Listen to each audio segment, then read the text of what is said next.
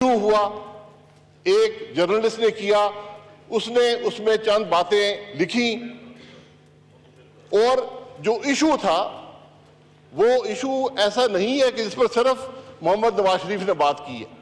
मैंने नेट पर देखा है, जनरल मुशर्रफ ने भी इस इशू पर बड़ी डिटेल्ड बातें की हैं। जनरल पाशा जो DGISI थे उन्होंने बहुत लंबी चौड़ी बातें की हैं। इमरान खान की पाकिस्तान के सफीर अमेरिका में रहे हैं, उन्होंने भी बातें की हैं। एक साहब जो इंटीरियर मिनिस्टर रहे हैं उन्होंने भी बातें की हैं। अब इशू ये है कि जो उस इंटरव्यू में जो कहा गया और जिस तरह उसको लिखा गया, वहां से सारा मामला पैदा हुआ। उन बातों को मिस इंटरप्रेट किया और किसने किया? इंडियन मीडिया ने, अपने मकासद के लिए। इंडियन मीडिया ने, मैं सैटरडे का अखबार आप देख लें, सैटरडे की न्यूज रिपोर्ट्स देख लें, कोई पाकिस्तान की खबर नहीं है। मिस इंटरप्रेट किया अपने मकासद के लिए इंडिया ने, और ये हमारी बदकिस्मती है कि हम उन बातों को जो इंडिया अपने मकासद के लिए कर रहा था, हम उनको लेकर चल पड़े। और सिर्फ चले नहीं, हर अखबार की जीनत बना। क्या हम इंडिया के, अपने आप को इंडिया के मकासद के लिए इस्तेमाल होना देना चाहते हैं? ये आज हकीकत है। मैं बड़ी सीधी बात करूंगा, आप अखबार मंगा के देख लें, जो बातें ये कर रहे हैं उसकी कोई हकीकत नहीं है। बात सिर्फ इतनी है कि जो मिलिटेंट ऑर्गेनाइजेशंस के हवाले से और नॉन स्टेट एक्टर्स के हवाले से जो एक सेंटेंस है उस लंबे इंटरव्यू में, वो मिस रिपोर्ट हुआ। भी कहता हूं मिस रिपोर्ट हुआ है। मियां नवाज शरीफ साहब ने ना ये कहा, ना ये इंप्लाई किया कि वो लोग जिन्होंने मुंबई में हमला किया उनको डेलिबरेटली पाकिस्तान से भेजा गया था। ये बात अगर कोई तासुर उससे कायम हुआ जो इंडिया ने कायम किया, मैं फिर ये कहूंगा, जिसको आज यहां फैलाया जा रहा है अपने मकासद के लिए, सियासी मकासद के लिए, आज हम अगर नेशनल सिक्योरिटी को दांव पर लगाते हैं तो फिर मैं क्या कह सकता हूं? मैं फिर कह देता हूं कि जो बात वहां पर हुई, जिन लोगों ने मुंबई का हमला किया, उनको ये तासुर के डेलिबरेटली पाकिस्तान से भेजा गया, बिल्कुल गलत बात है। ये मिस रिपोर्टिंग है, इसका हकीकत से कोई ताल्लुक नहीं है। और मैं इस पार्टी PMLN का भी, पाकिस्तान हुकूमत का भी, जो लॉन्ग स्टैंडिंग और कंसिस्टेंट पॉलिसी है कि हम अपनी सरजमीन किसी को भी किसी दूसरे मुल्क पर हमले के लिए इस्तेमाल नहीं करने देंगे। ये पॉलिसी पहले भी थी, आज भी है, जब नवाज शरीफ प्राइम मिनिस्टर थे उस वक्त भी थी, और जब पीपल्स पार्टी की हुकूमत उस वक्त भी थी, उससे पहले मुशर्रफ के जमाने में भी थी। आज भी हम इसी पॉलिसी पर कायम हैं। तो मेरी सिर्फ गुजारिश ये है कि अगर आप नेशनल सिक्योरिटी के इश्यूज की बात करते हैं तो फिर इन इश्यूज को सियासी मकासद के लिए इस्तेमाल ना करें। अपने आप को हिंदुस्तान का अलाकार ना बनने दें।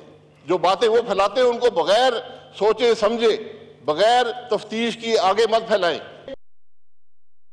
की मीटिंग बुलाई क्योंकि इतना ये बात फैल गई यहां पर कि जरूरी था कि एक मौकफ हुकूमत का आ सके। वो मौकफ आया और उसने उन रिपोर्ट्स को जो ये तासुर दे रही थी कि यहां से कोई बंदों को डेलिबरेटली भेजा गया, ये इजाजत दी गई, इस तासुर को कंडेम किया गया, मिस रिपोर्टिंग करार दिया गया और गलत करार दिया गया। ये सारी बात है। अगर आप इसको और फैलाना चाहते हैं, कोई कहता है कमीशन बनाओ, कोई कहता है गद्दारी का मुकदमा दर्ज करो, कोई कहता है FIR दर्ज करो।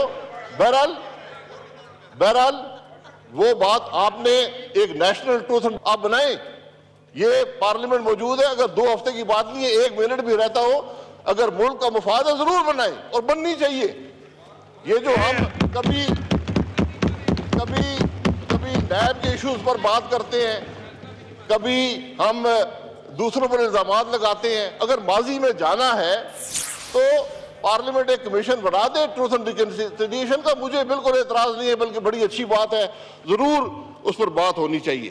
तो मैं फिर ये गुजारिश करूंगा कि ये तमाम चीजें एक मिस रिपोर्टिंग से शुरू हुई, इनको अब खत्म होना चाहिए। मैंने बड़ी वजाहत से बयान दे दिया है, बाकी मकासद के लिए इस्तेमाल करना चाहते हैं, अपनी प्रेस कॉन्फ्रेंसों की जीनत बनाना चाहते हैं तो शौक से करें, उससे मुल्क के मुफाद को ठेस ही पहुंचेगी, कोई फायदा नहीं पहुंचेगा। तो जो पार्टी लीडर्स होते हैं उनका काम है कि ऐसी बात करें जो हकायक पर मबनी हो, जिससे जो बातें अगर किसी और ने फैलाई हैं अपने मकासद के लिए, हमारे दुश्मनों ने फैलाई हैं, उनको तकवीत ना मिले। यही मेरी गुजारिश है। बहुत शुक्रिया। सियासी मकासद के लिए कौमी वज़ीर आज़म एक वजाहत पेश की है। उन्होंने कहा कि उनके इस सेंटेंस को इंडियन मीडिया ने ट्विस्ट किया। क्या हमें अपने आप को इंडिया के मकासद के लिए इस्तेमाल होने देना चाहिए? एक सेंटेंस मिस रिपोर्ट हुआ है, इंडियन मीडिया ने इसको ट्विस्ट किया है। हम अपनी सरजमीन किसी मुल्क के लिए इस्तेमाल नहीं होने देंगे।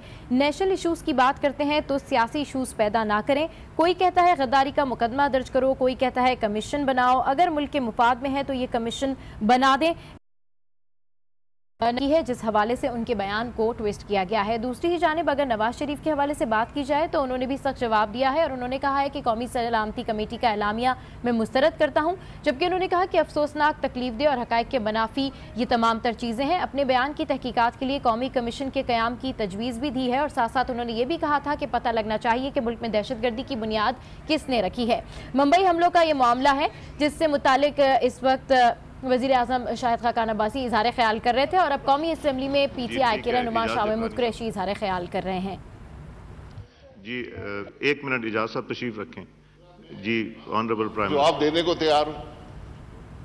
वक्त स्पीकर अयाज सादिक से बातचीत हो रही है प्राइम मिनिस्टर शाहिद खाकान अब्बासी की और वो ये कह रहे हैं कि मैं जवाब देने के लिए तैयार हूँ। इससे पहले भी उन्होंने बाज़ाब्ता तौर पर इजहार ख्याल किया कौमी असम्बली में, जिसमें उन्होंने नवाज शरीफ के मुत्ताज़े बयान के हवाले से वजाहतें पेश की हैं, जिसमें उन्होंने कहा है कि उनके इस सेंटेंस को इंडियन मीडिया ने ट्विस्ट किया है, मिस रिपोर्ट हुआ है ये तमाम तर मामला और इससे ज़्यादा कुछ नहीं है। उन्होंने कहा कि हम अपनी सरजमीन किसी मुल्क के लिए इस्तेमाल होने नहीं देंगे। नेशनल इशूज़ की बात करते हैं तो फिर सियासी इशूज़ ना बनने दें। उन्होंने कहा कि कोई कहता है कि गद्दारी का मुकदमा दर्ज करो, कोई कहता है कमीशन बना दो, कोई कहता है कि इसके खिलाफ कार्रवाई होनी चाहिए, लेकिन ऐसा कुछ भी नहीं है। नवाज शरीफ के बयान के हवाले से उन्होंने वजाहत पेश की है और उन्होंने कहा है कि ये तमाम तर सूरत हाल सिर्फ मिस रिपोर्टिंग की वजह से पैदा हुई है। दूसरी ही जानिब अगर नवाज शरीफ के हवाले से बात की जाए तो उन्होंने भी अपना सख्त जवाब दिया है और कौमी सलामती कमेटी का एलामिया मुस्तरद कर दिया है।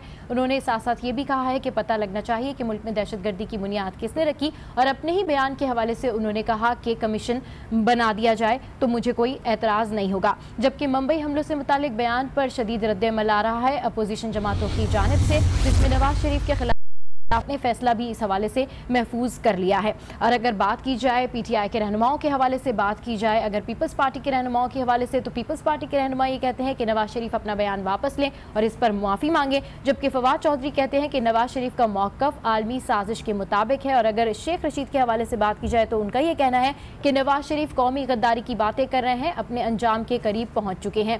ये सारा जो मामला है वो नवाज शरीफ के मुतनाज़े बयान के बाद से खड़ा हुआ है। सियासी हलचल सी पैदा हो गई है, जिसके हवाले से अपोजिशन जमातों का भी रिएक्शन आ रहा है। सोशल मीडिया पर भी इस हवाले से काफ़ी खबरें गर्दिश कर रही हैं, जबकि इंडियन मीडिया ने इस मामले को बहुत ज़्यादा हाईलाइट किया है। और उसके बाद फिर कौमी सलामती कमेटी का हंगामी तौर पर इजलास बुलाया गया, जिसमें इस हवाले से इस बयान को मुस्तरद किया गया। और इस बयान के हवाले से नवाज शरीफ ने यह रिएक्शन दिया कि कौमी सलामती कमेटी का एलामिया ही उन्होंने मुस्तरद कर दिया और साथ साथ उन्होंने कहा कि अफसोसनाक, तकलीफदेह और हकायक के मुनाफी इसको मैं करार देता हूँ। जबकि अपने बयान की तहकीकात के लिए उन्होंने कौमी कमीशन के क़याम की तजवीज़ भी दे दी है। इसी हवाले से मज़ीद बात करेंगे हम इस्लामाबाद के ब्यूरो चीफ हैं शौकत पराचा, उनसे मज़ीद बात करते हैं। शौकत पराचा साहब, अभी जिस तरीके से हम नवाज शरीफ के बयान के हवाले से बात कर रहे थे कि एक मुतनाज़े बयान दिया है, सियासी तौर पर हलचल पैदा हो गई है, वहीं पर अब प्राइम मिनिस्टर ये कह रहे हैं कि सिर्फ एक सेंटेंस मिस रिपोर्ट हुआ है जिस वजह से ये सारा मामला खड़ा हुआ। वज़ीर आज़म ने आज कौमी असम्बली में वही बयान दिया है। कल जो उन्होंने गुज़श्ता रोज मुल्क के एंकर्स और सीनियर मीडिया पर्सन के सामने दिया था। मैं भी उस ब्रीफिंग में मौजूद था। 2 दर्जन के करीब हम लोग थे। इसमें तो जो चीजें वजीर आजम ने आज बताई हैं उनमें कोई नई चीज नहीं है। वही बात उन्होंने कल कही थी और आज भी कहा कि भारतीय मीडिया ने वजीर आजम का बयान मिस रिपोर्ट किया। कल वो कह रहे थे कि डॉन अखबार की मिस रिपोर्टिंग की मजम्मत नेशनल सिक्योरिटी काउंसिल में की गई, लेकिन साथ साथ नवाज शरीफ फिर आज सुबह कह रहे थे कि वो अपनी बात पर कायम है। उन्होंने आज फिर वो बात दोहराई कि दोस्त ममालिक, अभी आप वो एहतसाब अदालत में बोल रहे थे, उन्होंने कहा कि दोस्त ममालिक वही कंसर्न शो कर रहे हैं। डॉन के इंटरव्यू में भी उन्होंने president Xi Jinping of China और प्रेसिडेंट पुतिन ऑफ रशिया की बात की थी। वजीर आजम ने अलबत्ता ये जो ट्रुथ एंड रिकंसिलिएशन कमीशन की बात की है, नवाज शरीफ एक कौमी कमीशन की बात कर रहे हैं। वजीर आजम ने आज पार्लियामान में इस तरह के कमीशन की बात की। ये बातें पहले मुल्क में होती नहीं हैं। मुझे याद है जब आसिफ अली जरदारी साहब सदर पाकिस्तान थे, उससे पहले वो यही कहते थे कि एक ट्रूथ एंड रिकंसिलिएशन कमीशन बना दिया जाए। वजीर आजम शायद खाकान अब्बासी हुकूमत चला रहे हैं, वो चीफ एग्जीक्यूटिव हैं।